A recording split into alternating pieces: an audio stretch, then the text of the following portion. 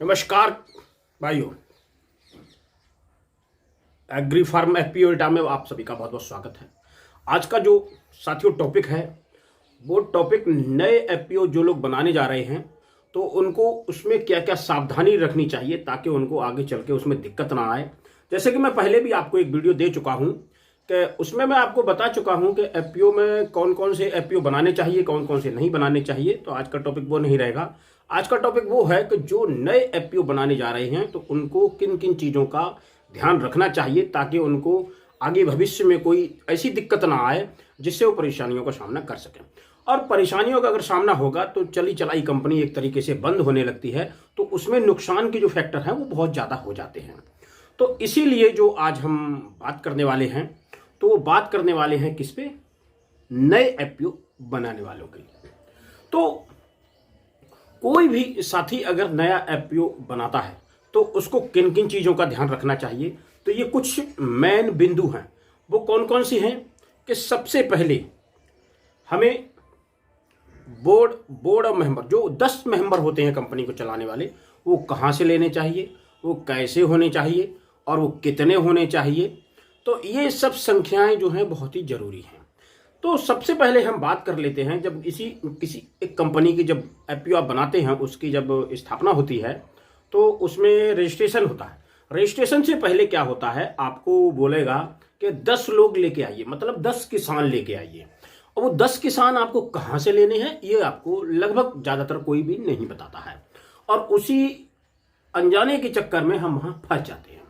तो 10 किसान हमें कहाँ से लेने चाहिए, आप इसको बहुत अच्छे तरीके से समझ लो। अगर आप ये नहीं करोगे, आज आप ये सोच लोगे कि चलो हमने ये होशियारी दिखा के रजिस्ट्रेशन करा लिया और उसमें कुछ अपने मेन लोग जो है उसमें हमने इन्वॉल्व कर दिए, तो हमने बहुत बड़ा तीर मार दिया। तो जनाब, आपने तीर नहीं मारा है, क्योंकि आपने अपने पैरों पर कुल्हाड़ी मारी है।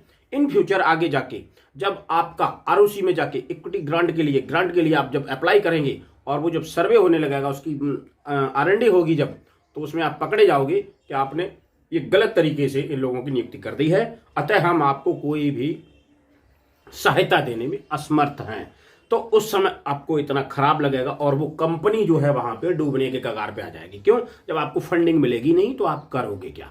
तो इसीलिए ये बहुत ही महत्वपूर्ण विषय है कि हमें जो 10 किसान लेने हैं वो कैसे लेने हैं और कहां कहां से लेने हैं। तो जो 10 किसान हैं उसमें आप जो है कहां से लें, अपने ब्लॉक के आप 10 गांव से चुने। 10 गांव से, अगर पंचायत 10 हो तो ज़्यादा अच्छा, नहीं अगर पंचायत 10 है तो कोई बात नहीं, आप 10 गांव ही ले लो। 10 गांव के 10 लोग होने चाहिए। उसमें जो 10 लोग आप चुनोगे, आपका कोई ब्लड रिलेशन का संबंधी ना हो, जैसे भैया भाभी ये सब होते हैं ना, माता पिता बहन, ये नहीं चलेगा। मतलब ब्लड का रिलेशन नहीं चलेगा, ये आप बिल्कुल ही स्पष्टली जान लो, ब्लड रिलेशन इसमें नहीं चलेगा।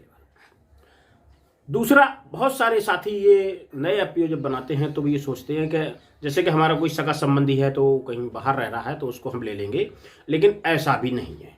क्योंकि जब भी आपका आधार वहाँ पे आरएनडी में जाएगा तो आधार के थ्रू आपकी भाभी का है तो उस पर आपकी भैया का नाम चढ़ा होगा भाभी के आधार पर, और भैया का नाम जो चढ़ा होगा तो उससे आपको दिक्कत आएगी, प्रॉब्लम। तो इसीलिए इस चीज़ की आप गांठ बांध लो कि आपको ब्लड रिलेशन में बिल्कुल भी जो 10 किसान आपको चुनने उनमें से किसी को भी नहीं जोड़ना, ब्लड से बाहर के लोग जोड़ना, और 10 गांव के लोग होने चाहिए। पहली कंडीशन ये हुई।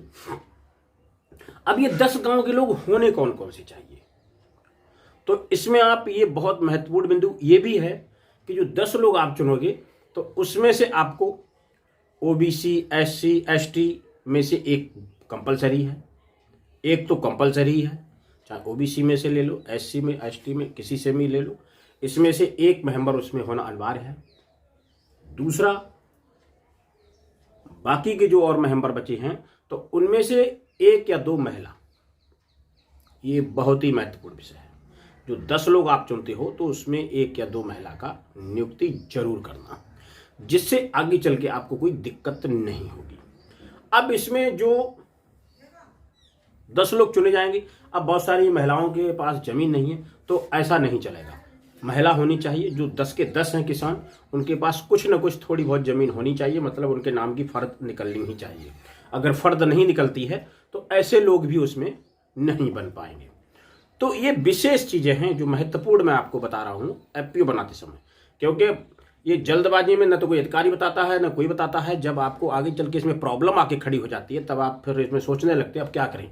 तो फिर उसमें सीए का खर्चा बहुत ज़्यादा बढ़ जाता है, और जब सीए का खर्चा बढ़ जाएगा तो वो हर साल का बढ़ गया, तो फिर आप शुरू में ही इसको पहले जान लें, अच्छे से समझ लें, उसके बाद ही आप इसमें हाथ डालें। तो पहला बिंदु क्या हो गया, 10 गांव के लोग लेने हैं, ब्लड रिलेशन का कोई नहीं लेना है।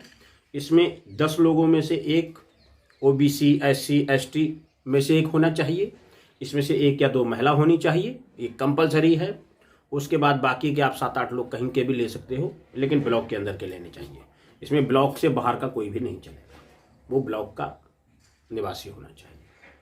अगर आप ये सब फार्मूला इसमें अपनाते हो, क्योंकि फिर वीडियो बहुत लंबा हो जाएगा और टॉपिक पे बात करेंगे, तो आज का टॉपिक यही था कि जब रजिस्ट्रेशन की प्रक्रिया होती है तो उस समय हमें मेंबरों को चुनते समय ये विशेष चीज़ का ध्यान रखना चाहिए, ताकि हमें आगे जाके ये दिक्कत ना हो। तो ये स्पष्ट हो गया होगा कि जमीन होना अनिवार्य है, एससी, एसटी, ओबीसी में से एक होना अनिवार्य है, महिला अनिवार्य है। क्योंकि ये दोहरा रहा हूँ, ये महत्वपूर्ण पॉइंट है।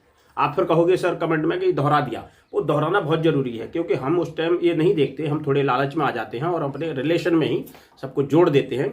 जब वो आगे जाके इक्विटी ग्रांट या ग्रांट के लिए हम जब अप्लाई करते हैं या किसी भी सरकारी सब्सिडी के लिए अप्लाई करते हैं, तो उसमें हमें आगे चल के वो दिक्कत आती है, क्योंकि गवर्नमेंट हमें फंडिंग करेगी ही नहीं। वो गलत तरीके से उसमें नियुक्तियाँ पाई गई हैं, तो इसीलिए गवर्नमेंट उसको सपोर्ट नहीं करेगी।